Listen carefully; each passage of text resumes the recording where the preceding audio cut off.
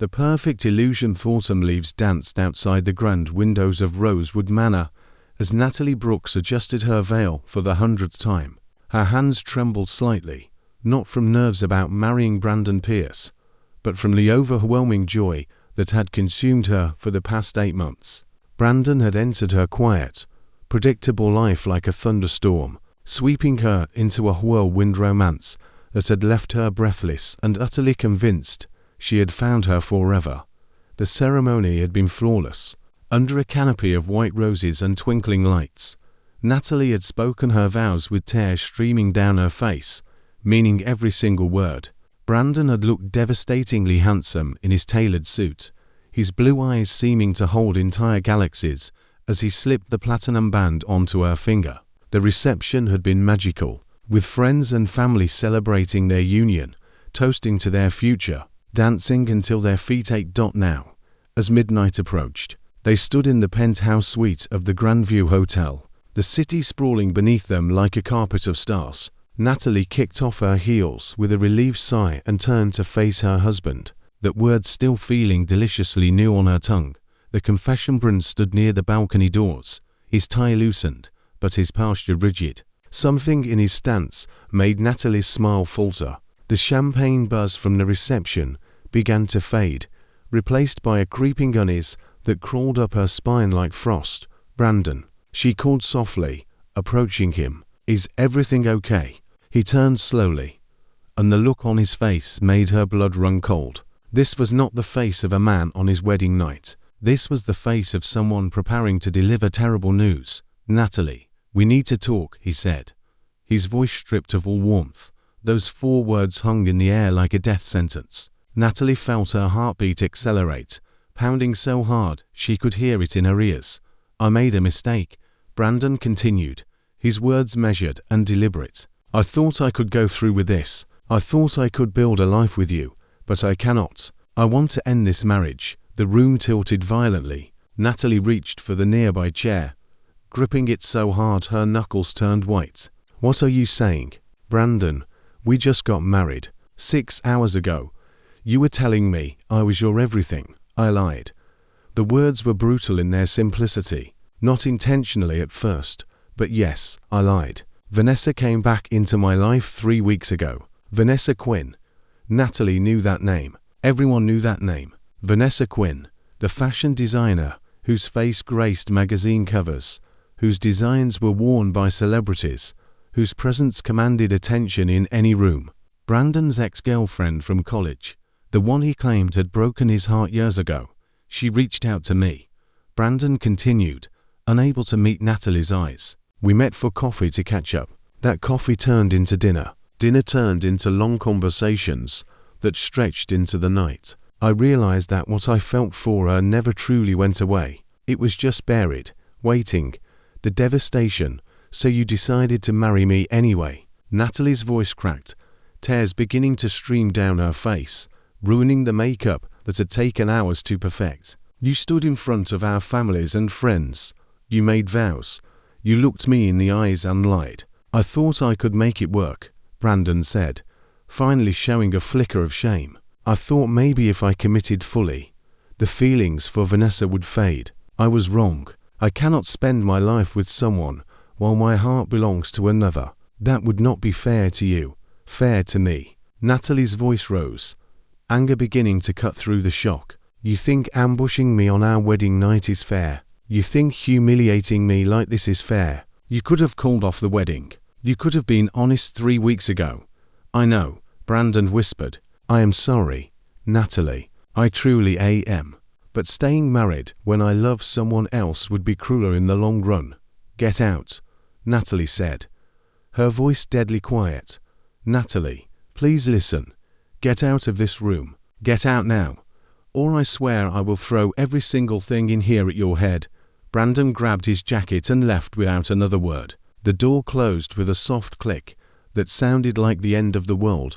Natalie stood frozen for a long moment, still in her wedding gown, the veil now askew. Then, slowly, her legs gave out. She sank to the plush carpet, the layers of silk and lace spreading around her like a broken cloud. The sobs came then, tearing from her chest with violent force, each one feeling like it might split her apart.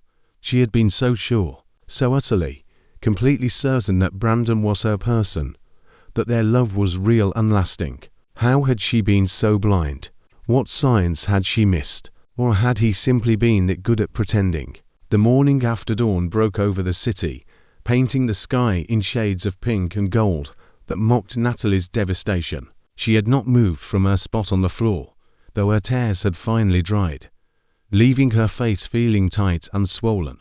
The wedding gown, once pristine and beautiful, was now wrinkled and stained with mascara. Her phone had been ringing 4 hours. Jenna, her best friend and maid of honor, had left 17 voicemails, each one increasingly frantic. Natalie could not bring herself to answer, could not bear to say the words out loud yet. Saying them would make it real, would force her to confront the complete destruction of everything she had believed in. Finally, as the sun climbed higher, Natalie pulled herself to her feet. Her reflection in the mirror was haunting. This was supposed to be the morning after the best night of her life. Instead, she looked like a ghost, a shell of the radiant bride from yesterday. She changed into her travel clothes, the outfit she had carefully chosen for the honeymoon they would never take. The irony was not lost on her. She had planned every detail of this trip, researched the best restaurants in Paris, picked out romantic spots for photos. All of it was now meaningless. Natalie packed her things mechanically, moving through the suites like a sleepwalker. She left the wedding gown draped across the bed, unable to look at it anymore. Let Brandon deal with it. Let him explain to the hotel staff why his bride had left alone. The elevator ride down felt eternal. When she finally stepped into the lobby, she kept her head down, terrified of running into anyone she knew. The doorman called her a taxi, his professional smile faltering when he saw her face. "Are you all right, miss?" he asked gently. Natalie nodded, unable to speak. If she opened her mouth, she was afraid she would start screaming and never stop. Her apartment, the small one-bedroom she had kept, despite Brandon's insistence that she move in with him before the wedding, welcomed her back like a sanctuary. It was cluttered and imperfect, but it was hers. She locked the door behind her, dropped her bags, and finally called Jenna. "Oh, thank God," Jenna answered immediately. "Nat, I have been losing my mind. Why did you not answer? What happened? Is everything okay?" He asked for a divorce, Natalie said, her voice hollow. "On our wedding night. He's in love with Vanessa Quinn." The silence on the other end of the line stretched so long that Natalie thought the call had dropped. "I am coming over right now," Jenna finally said, her voice shaking with fury. "Do not move. Do not do anything. I will be there in 20 minutes, and I am bringing everything we need to burn his belongings." Despite everything, Natalie felt the tiniest smile tug at her lips. "I do not have any of his belongings here." "Then we will burn pictures of him. Symbolically, the point stands." The aftermath. 3 weeks had passed since the wedding night that shattered Natalie's world. She had called in sick to work for the first week, unable to face the pitying looks and inevitable questions. Jenna had practically moved in, force-feeding her soup and bad romantic comedies, reminding her to shower and sleep and breathe. The divorce papers had arrived via courier on day 10, accompanied by a check that made Natalie's stomach turn. Brandon was trying to buy his way out of guilt. She tore up the check. The papers, however, she signed immediately. There was no point in dragging this out. No benefit to clinging to the corpse of a marriage that had died before it truly began. Her lawyer, a sharp woman named Patricia Chen, had raised an eyebrow at the speed, but said nothing. Some wounds needed quick closure, not prolonged surgery.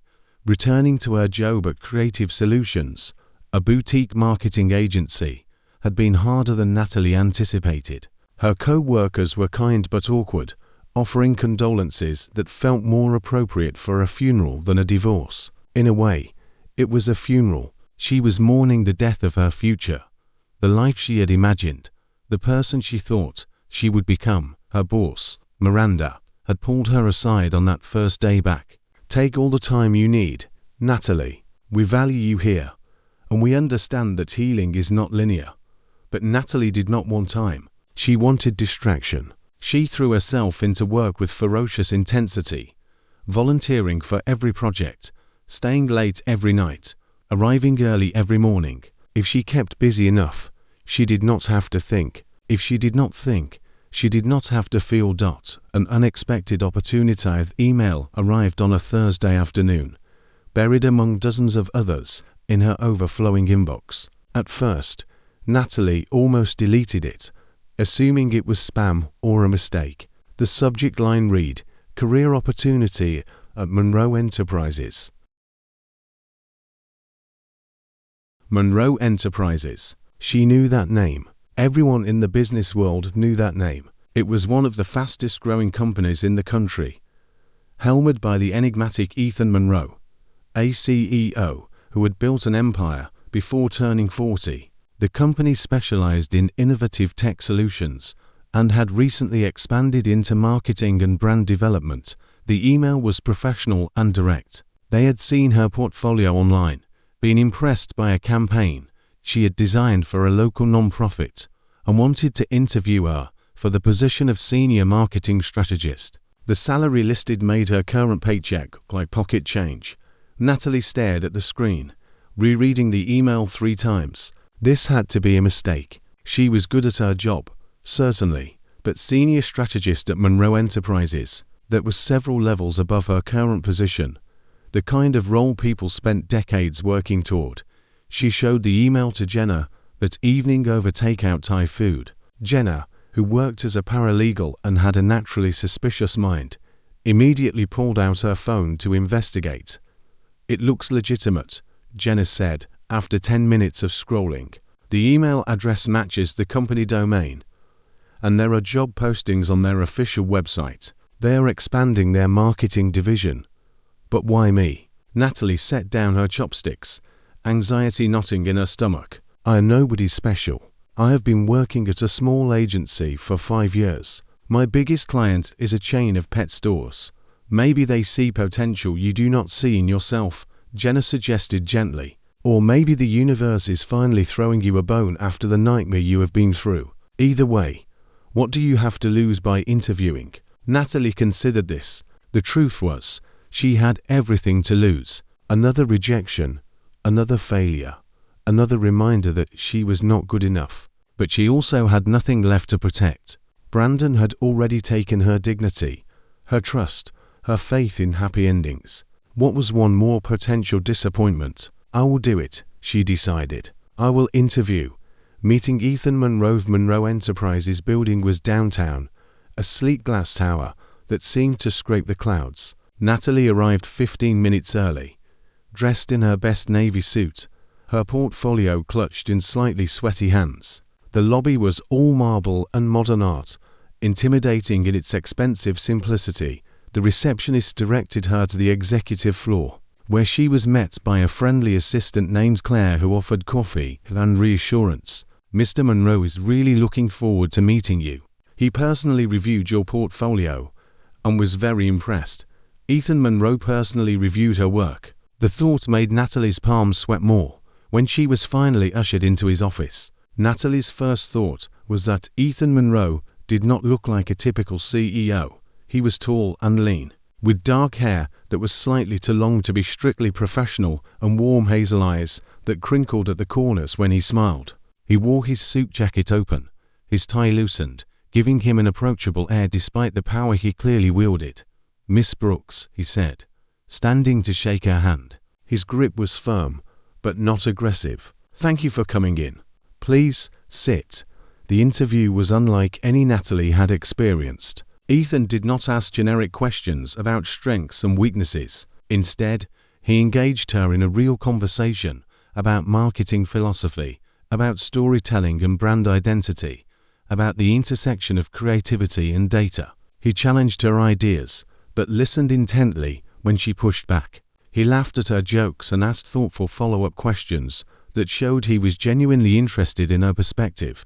"Your work with the Harbor Hope nonprofit caused my attention," Ethan said, pulling up the campaign on his computer. "The budget was minimal, but you created something that felt authentic and compelling. You told a story other than just asking for money. That is rare, I believe people connect with narratives, Natalie explained, relaxing slightly. Numbers and statistics are important, but they do not move hearts. Stories do. If you can make someone see themselves in the mission, they will invest emotionally before they invest financially. Ethan nodded, leaning back in his chair. Exactly. That is what I want to build here. Our marketing has been to corporate, to safe. We need someone who is willing to take risks, to be bold, to remember that businesses are built on human connections. They talked for over an hour, the conversation flowing naturally from professional topics to broader discussions about creativity and purpose. Natalie found herself forgetting to be nervous, forgetting to second-guess every word. For the first time in weeks, she felt like herself again, not the broken woman from the hotel suite, but the confident professional who knew her worth. As the interview wound down, Ethan stood and walked to the window overlooking the city. I am going to be direct with you, Natalie. I want to offer you this position. I think you would be an incredible asset to our team, but I also know that you have been through something difficult recently. Natalie froze. How did he know? Had he researched her? The wedding had been covered by the local society pages since Brandon came from a prominent family. The divorce must have generated gossip as well.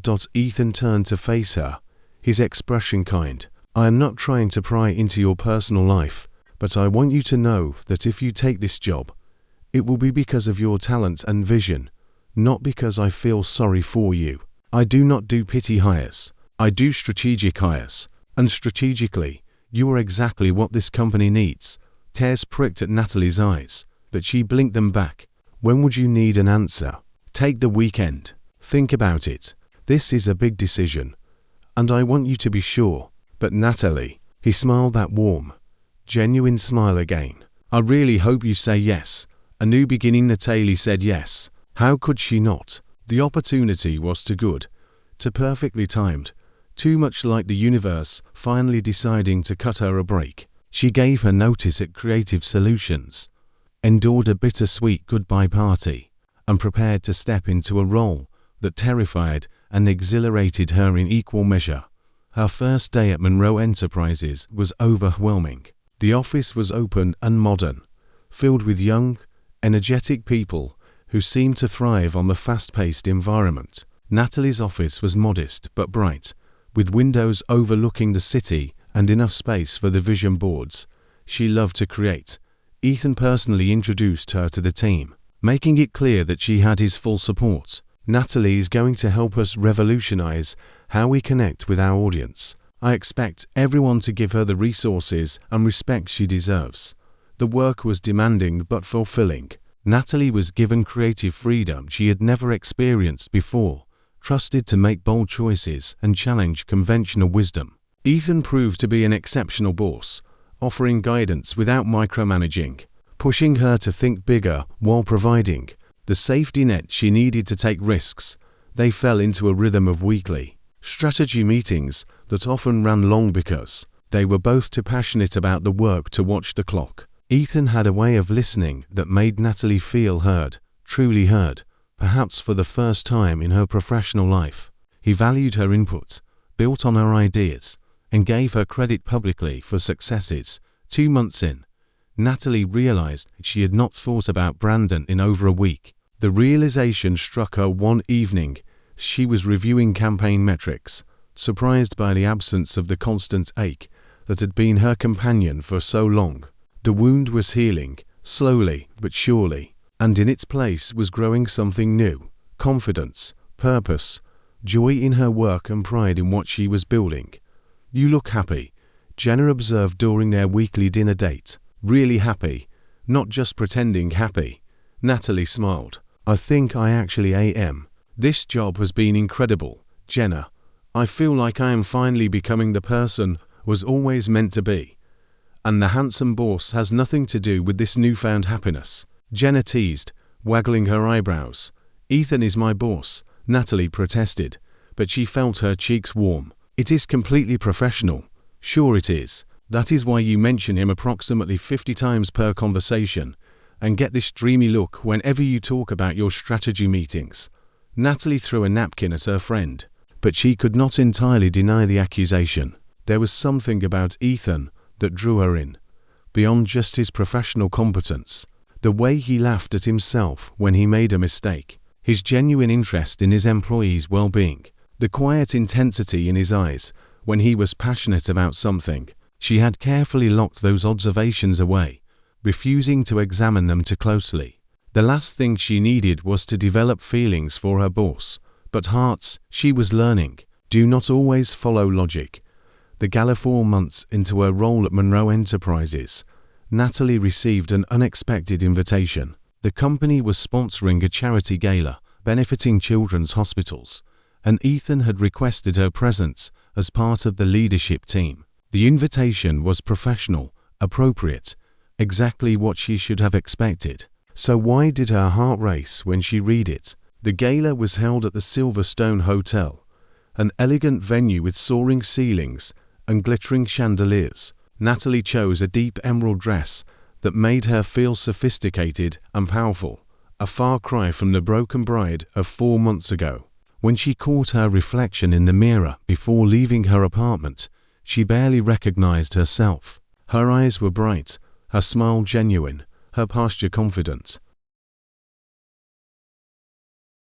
She arrived to find the ballroom already filling with guests, a mix of business leaders, philanthropists, and local celebrities. Ethan found her within minutes, looking devastatingly handsome in a classic black tuxedo. "You look stunning," he said, and there was something in his voice that made the words feel like more than polite flattery. "You clean up pretty well yourself," Natalie replied, trying to keep her tone light despite the sudden flutter in her chest. They mingled together, Ethan introducing her to important contacts with genuine pride in his voice as he described her accomplishments. Natalie found herself relaxing into the evening, enjoying the sophisticated atmosphere and the pleasure of being part of something meaningful. Then she saw him, Brandon, standing near the bar with Vanessa Quinn draped on his arm, expensive accessory. The designer wore a white gown that probably cost more than Natalie's monthly rent, her perfect face arranged in a practiced smile. Natalie's breath caught. She had not seen Brandon since that awful night, had carefully avoided places she might encounter him. Now here he was, looking uncomfortable despite his companion's beauty, his eyes scanning the room restlessly. Those eyes found hers. For a moment, they simply stared at each other across the crowded ballroom. 4 months of silence and pain hanging between them. Confrontations, and noticed the direction of her gaze and the way her body had tensed. "That is Brandon Pierce, is it not?" His voice was carefully neutral, but his hand moved almost protectively to the small of her back. "Yes," Natalie said quietly. "And Vanessa Quinn, the woman he left me for. Do you want to leave?" The question was sincere, no judgment in it, but Natalie straightened her shoulders, lifting her chin. "No, I have every right to be here. I will not let him chase me away from my own life anymore." Brandon was making his way toward them, having apparently left Vanessa in conversation with someone else. Natalie felt her pulse quicken, but forced herself to remain calm. She was not the same woman he had destroyed. She had rebuilt herself stronger. "Natalie," Brandon said, as he reached them, his eyes flicking uncertainly to Ethan. "I did not expect to see you here, Mr. Pierce." Natalie kept her voice professionally cool. "I work for Monroe Enterprises now. We are one of the sponsors. I heard you had changed jobs. Quite the step up from Creative Solutions." There was something good in his expression, something that looked almost like regret. "You look well." "I am well," Natalie replied simply. "Better than well, actually." "Ethan, this is Brandon Pierce." "Brandon, Ethan Monroe, CEO of Monroe Enterprises and my boss." Ethan extended his hand with perfect professionalism, though Natalie noticed his handshake was perhaps firmer than necessary. "Mr. Pierce, I have heard about you." The implication was clear, and Brandon had the grace to look uncomfortable. "I imagine you have." "Natalie, could I speak with you privately for a moment? Anything you need to say, you can say here," Natalie replied. Acutely aware of Ethan's steady presence beside her, Brandon glanced around at the nearby guests and lowered his voice. "I have been wanting to reach out to you for weeks now, to apologize properly. What I did was unforgivable.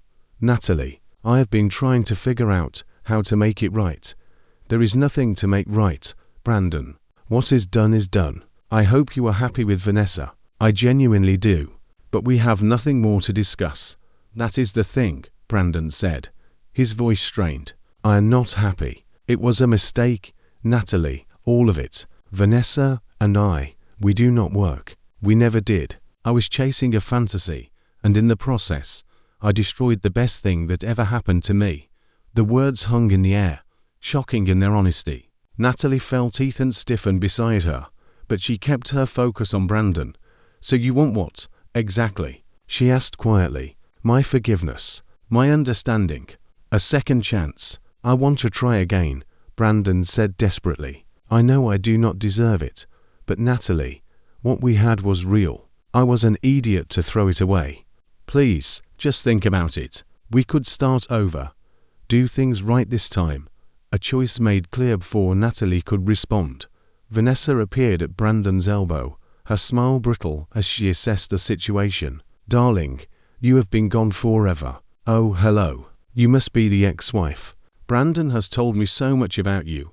The condescension in her tone was palpable, and Natalie felt something inside her snap, not in anger, but in clarity. This woman had helped destroy her marriage, and she felt no remorse, only superiority. And Brandon, standing there begging for another chance, while his supposed great love stood right beside him, suddenly looked pathetic rather than appealing. Actually, Natalie said clearly, I am not the ex-wife. I am the woman who dodged a bullet. She turned to Ethan, whose eyes were warm with admiration and something deeper that made her heart skip. Would you like to dance? I would love to, Ethan said, offering his arm. As they walked away, Natalie heard Vanessa's sharp voice asking Brandon what that was about, but she did not look back. That chapter was closed, definitively and finally. On the dance floor, Ethan pulled her close, one hand at her waist, the other holding hers gently. They moved together naturally, as if they had done this 1,000 times before. That was incredibly brave, Ethan murmured. Are you okay? I am more than okay, Natalie said, and realized she meant it. 4 months. I have been dreading seeing him again, afraid of how it would feel. But standing there, listening to him beg for another chance, I felt nothing but relief that I escaped. He's an idiot, Ethan said simply. Anyone who would choose someone else over you lacks basic common sense. Natalie looked up at him, really looked at him. At some point over the past 4 months, Ethan had become more than just her boss. He had become her friend, her confidant, the person whose opinion mattered most. And if she was honest with herself, he had become the reason her heart beat faster when she arrived at work each morning.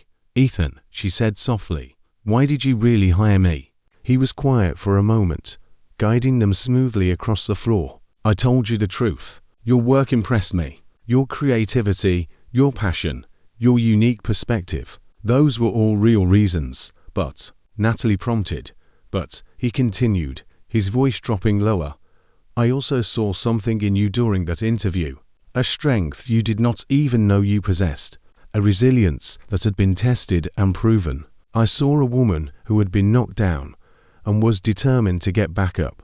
And I thought, that is someone I want on my team. That is someone worth investing in.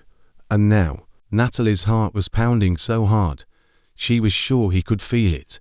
Ethan stopped dancing, standing still in the middle of the floor as couples swirled around them. His eyes searched hers with an intensity that made her breath catch. Now I think I was a fool to believe I could keep this professional. Now I think about you constantly, in ways that have nothing to do with work. Now I lie awake wondering if you could ever see me as more than your boss. He paused, vulnerability crossing his features. But I also know you have been through hell, and the last thing I want is to pressure you or make you uncomfortable. If friendship and a professional relationship all you can offer, I'll take it and be grateful. You set the pace here. Natalie, always. The honesty in his words, the respect in his offer, the genuine care in his eyes, it was everything Brandon's love had never been. This was not passion built on fantasy and selfishness. This was something deeper, something real, something that had grown slowly and surely through shared work and mutual respect. What if I do not want to set a slow pace? Natalie whispered. What if I am tired of being careful and protecting my heart? What if I want to take a risk on something that feels right? Ethan's smile was slow and genuine, transforming his entire face. Then I would say you are the bravest person I know. He kissed her there on the dance floor, gentle and sure, a promise rather than a demand. Around them, the gala continued, but Natalie was aware only of this moment, this man, this feeling of coming home to herself and to possibilities she had thought were lost forever. Epilogue. Full circle. Only a year later, Natalie stood in front of the mirror in her apartment, adjusting the simple cream dress she had chosen. Today was her wedding day, for the second time in her life, but everything about this moment felt different from that first disastrous attempt. This time, the ceremony would be small and intimate, just close friends and family in the garden behind Ethan's house. Their house, now. This time, there were no doubts, no secrets, no grand gestures hiding ugly truths. There was only love, built slowly on foundations of friendship, respect, and genuine partnership. Jenna appeared in the doorway, holding a bouquet of wildflowers, ready to try this marriage thing again. Natalie laughed, taking the flowers. With the right person this time. Absolutely. For what it is worth. I approve completely. Ethan is nothing like Brandon. He sees you, really sees you, and loves what he sees. I know, Natalie said softly. That is what makes all the difference. As she walked down the makeshift aisle an hour later, Ethan's face when he saw her made her heart soar. This was what love looked like, she realized.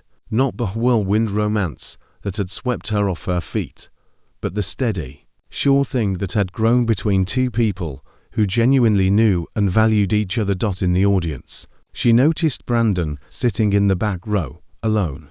He had sent his congratulations weeks ago, along with a heartfelt apology and a request to attend if she would allow it. Natalie had agreed, feeling only peace at his presence. He was part of her story, but no longer the author of it. As Ethan took her hands and spoke vows that he had written himself, promising partnership rather than ownership, growth rather than stagnation, Natalie felt the last piece of her broken heart click into place. She had survived betrayal and come out stronger. She had rebuilt her life on her own terms, and now she was choosing love again, but this time with eyes wide open and a heart that knew its own worth. I love you, Ethan whispered, as they were pronounced husband and wife. Thank you for taking a chance on us. Thank you for showing me what real love looks like, Natalie whispered back, and as they kissed, surrounded by people who genuinely cared for them both, Natalie understood something profound. Brandon asking for a divorce on their wedding night had felt like the end of her world, but it had actually been the beginning of her real life. The catalyst that forced her to find her strength and build something authentic. Sometimes the worst thing that happens to you are also the best thing. Sometimes you have to lose everything to discover what truly matters. And sometimes fate has a twist waiting that is better than anything you could have imagined.